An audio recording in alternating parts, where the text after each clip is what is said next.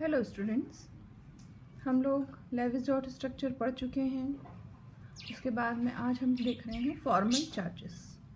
Formal charges का मतलब होता है कि जब हम किसी भी पर्टिकुलर मॉलिक्यूल की बात करते हैं तो उसमें यदि कोई चार्ज है तो वो एग्जैक्टली लेविस डॉट स्ट्रक्चर से पता नहीं चलता है कि एग्जैक्टली उसका शेप क्या होगा, चार्जेस कहाँ होंगे।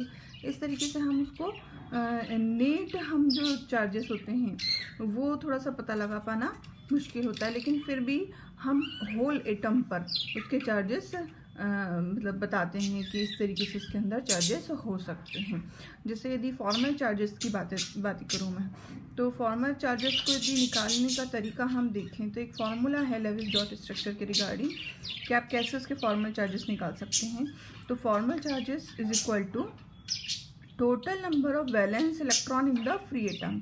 मतलब हम इसमें फॉर्मल चार्जेस कैसे निकालेंगे, पर्टिकुलर एटम का अलग अलग जब निकालेंगे तो इस तरीके से करेंगे कि जितने उसके वैलेंस इलेक्ट्रॉन हैं, वैलेंसी शेल के इलेक्ट्रॉन, फ्री इलेक्ट्रॉन्स टोटल, मतलब फ्री एटम में, मतलब अकेले एटम में जैसे ऑक्सीजन की नॉर्मल कंडीशन में कितने आउटर मोस्ट इलेक्ट्रॉन होते हैं, 6। तो उस तरीके से यहाँ हम 6 पुटअप करेंगे। तो नंबर ऑफ वैलेंस इलेक्ट्रॉन यहाँ लिखना है इन isolated condition minus number of non bonding electrons. मतलब यदि उसने कंपाउंड बनाने में बॉन्डिंग करी है तो वो वाले इलेक्ट्रॉन जो इसमें बॉन्ड में पार्टिसिपेट बनवाने में नहीं कराए हैं उसको हम लोन पेयर बोलते हैं। तो number of lone pair of electrons इतने हमने यहाँ पर लिखना है।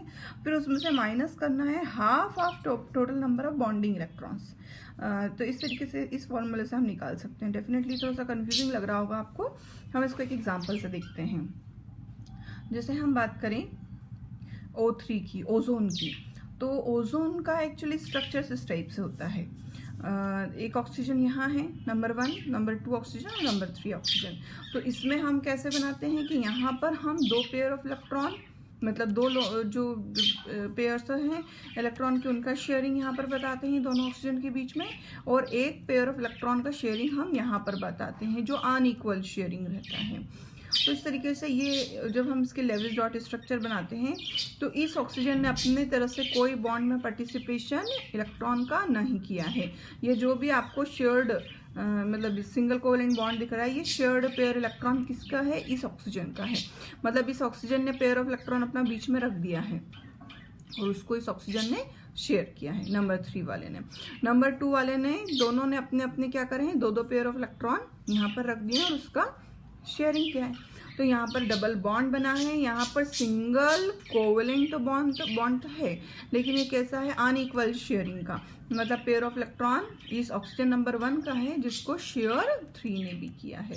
इस तरीके से इसके आउटर मोस्ट शेल में कितने हैं, अभी भी इलेक्ट्रॉन 6 ही हैं। इसके आउटर मोस्ट शेल में कितने बचे हैं, अब 2, टोटल थे कितने, 6 में से उसने 2 तो यहाँ यूज करा लिए थे इलेक्ट्रॉन, और 2 इसने यहाँ यूज करे तो कितने हो गए, 4, और बचे हुए 2 इसके पास ये रहे। ऐसे ही यहाँ पर इसने अपने 2 इलेक्ट्रॉन यहाँ यूज करवाए हैं बॉन्डिंग में, बाकी 4 इसके पास में अभी भी है। तो इस तरीके से इसकी लेविस डॉट स्ट्रक्चर में ये है।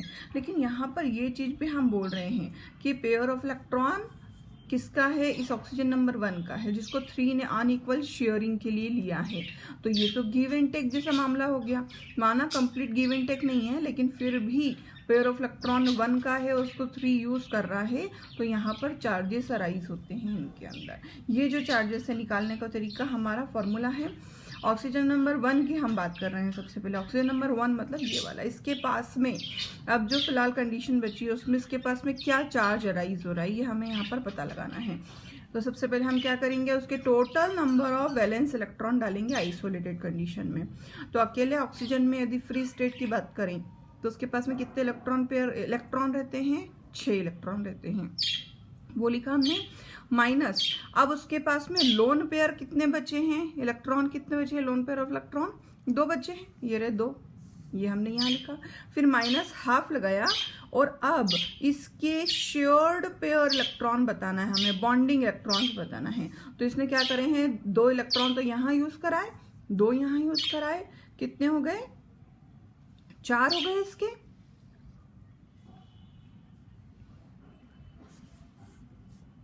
हाँ, इस तरीके से ये 2 इसने यहाँ यूज़ करवाए हैं, 2 इसने यहाँ यूज़ करवाए हैं। इस तरीके से इसके ऊपर 4 हो गए हैं और इसका ये एक पेयर ऑफ इलेक्ट्रॉन, तो ये टोटल मिलाकर के इसके 6 इलेक्ट्रॉन्स हो गए हैं। और इसमें क्या करे हैं, ये 6 इलेक्ट्रॉन्स को यहाँ पुटअप करा। अब जिसको सॉल्व कर रहे हैं हम, तो इस ऑक्सीजन नंबर 1 पर कितना चार्ज निकल करके आ रहा है, +1 चार्ज निकल करके आ रहा है। ये देखिए यहाँ पर ये फॉर्मूला था हमारा। Total number of valence electrons in the free state, वो हमने 6 लिखे इसके। फिर minus total number of non bonding electrons, कितने हैं नॉन बॉन्डिंग के, 2 हैं, वो हमने पुटअप किए यहाँ पर, ये 2 पुटअप किया हमने। फिर half of total number of shared electrons, इसके जो शेयर्ड इलेक्ट्रॉन हैं उनका टोटल नंबर कितना है यहाँ पर, ये रहा, ये यहाँ पर टोटल नंबर ऑफ इलेक्ट्रॉन हमने लिख दिए इसके 6। तो इस तरीके से यहाँ पर इसका जब पूरा सॉल्व करने पर +1 कंडीशन आ रही है इसकी। ऑक्सीजन नंबर 2 की जब हम बात करेंगे तो ये इस तरीके से यहाँ पर है ऑक्सीजन नंबर 2, इसमें 6 इसके टोटल इलेक्ट्रॉन थे। इसने यूज़ कितने करवाए हैं, 4, 2 ये वाले डबल बॉन्ड के, 2 इलेक्ट्रॉन इसने रखे, 2 इलेक्ट्रॉन सामने वाले ने रखे, तो शेयर्ड कितने हो गए इसके, 4। तो ये देखिए यहाँ पर ये वाला 4 है शेयर्ड वाला। और लोन पेयर कितने हैं, ये ऊपर के 2 और ये नीचे के 2। इस तरीके से एक बार फिर से बताओ इसको, देखिए ये 6 इलेक्ट्रॉन टोटल इसके फ्री स्टेट में होंगे, इस ऑक्सीजन के फ्री स्टेट में, अलग से फ्री स्टेट यदि है आइसोलेटेड कंडीशन में तो इसके 6 होंगे, वो 6 हमने रखे। फिर नॉन बॉन्डिंग कितने हैं इसके लोन पेयर जो शो हो रहे हैं, वो कितने हैं, 4 डॉट शो हो रहे हैं, ये 4 हमने रखे यहाँ पर, माइनस किया हाफ। अब इसके शेयर्ड इलेक्ट्रॉन कितने हैं, शेयर्ड मतलब ये जो डबल बॉन्ड है इसमें टोटल मिला के नंबर ऑफ इलेक्ट्रॉन्स कितने होंगे, 2 तो इसने अपनी तरफ से मिलाए, 2 उसने मिलाए, तो टोटल कितने हो गए, 4। तो ये 4 इसके कैसे होंगे, शेयर्ड इलेक्ट्रॉन्स, क्योंकि ये 4 इसको भी बिलोंग कर रहे हैं और यही 4 इसको भी बिलोंग कर रहे हैं, तो ये 4 हो गए। तो इनका जब हम सॉल्व करेंगे तो 0 कंडीशन, मतलब इसके ऊपर कोई चार्ज अराइज नहीं होगा। इसी तरीके से इसकी बात करेंगे, टोटल इसके 6 हैं, लोन पेयर इसके 6 हैं। अब हाफ हमने किया, माइनस हाफ लगाया, और 2 इसके इलेक्ट्रॉन कौन से वाले शो कर रहे हैं, हम ये वाले 2 सिंगल कोवेलेंट बॉन्ड के, ये हैं किसके, इस ऑक्सीजन के हैं, लेकिन यहाँ पर इसने शेयरिंग के लिए लेके रखे हैं अपने पास में इसको। तो ये जो पेयर ऑफ इलेक्ट्रॉन है, ये कोवेलेंट बॉन्ड वाला, ये किसके लिए है, इसके लिए भी एप्लीकेबल है और इसके लिए भी एप्लीकेबल है। इस तरीके से ये 2 इलेक्ट्रॉन हमने यहाँ रखे।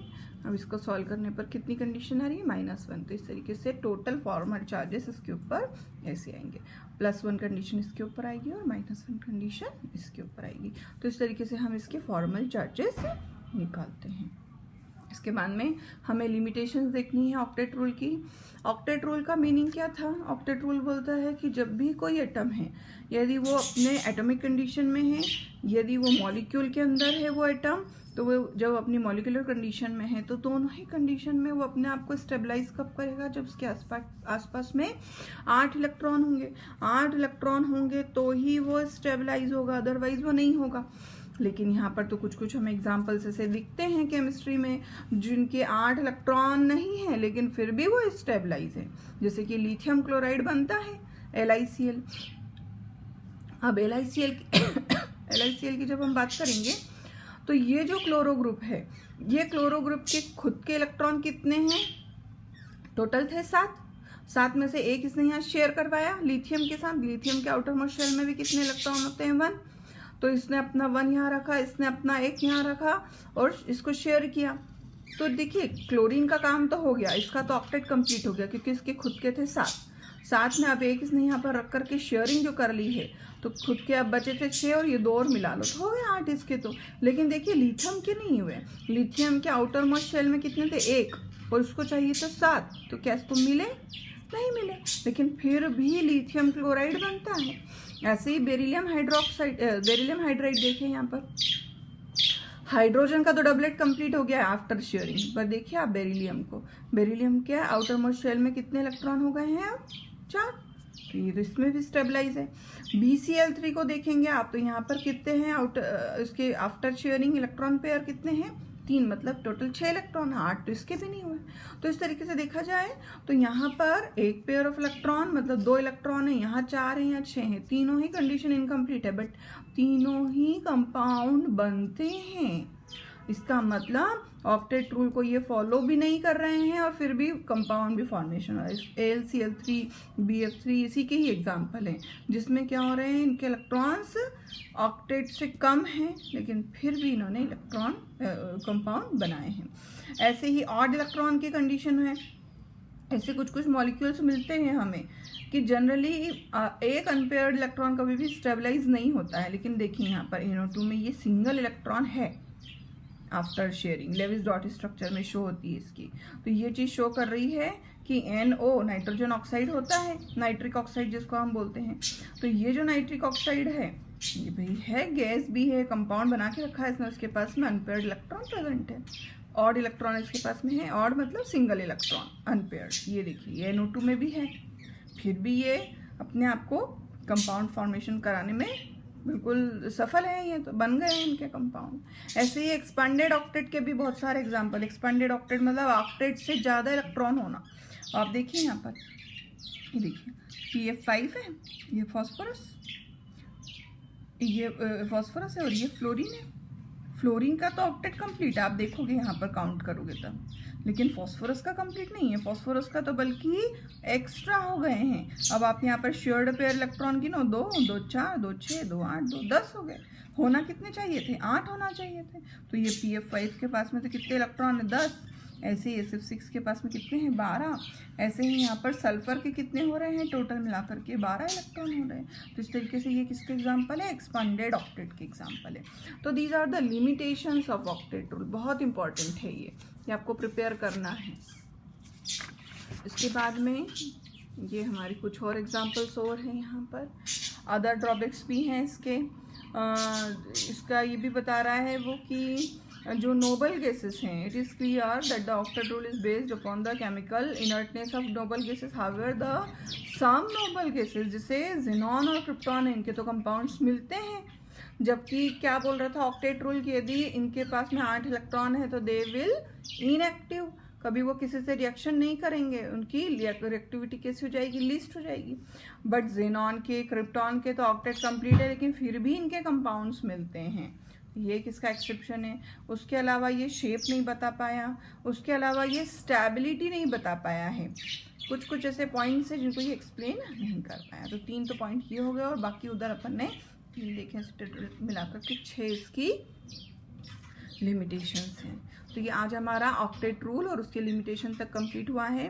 अब हम कल करेंगे आयोनिक बॉन्ड और कुछ इंपॉर्टेंट डेफिनेशंस हैं वो हम इसमें साथ में प्रिपेयर करेंगे।